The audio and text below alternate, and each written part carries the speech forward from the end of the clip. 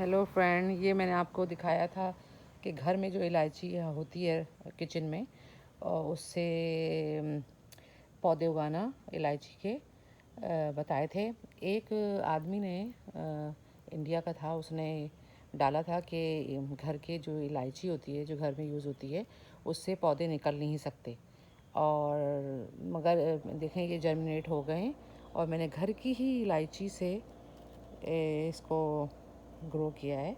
और अभी ये छोटे हैं अभी तो, और इसको कम से कम 20 दिन तो लगे हैं इसको निकलने में।